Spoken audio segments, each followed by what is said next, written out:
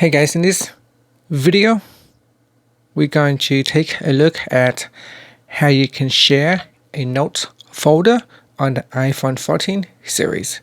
First, let's go back to the home screen by swiping up at the bottom of the screen. On the home screen or in the app library, open up the notes folder. Now in here, open up the folder that you would like to share. And then at the top here, tap on the share button. Next, select a contact that you would like to share. So on here you can choose an app to open up, and then you can select a contact to send it to.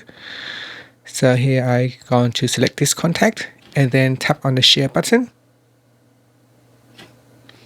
Now once it is share, then you can see on my other device with a different contact, I can open up the link, and this will allow me to access files in this share folder.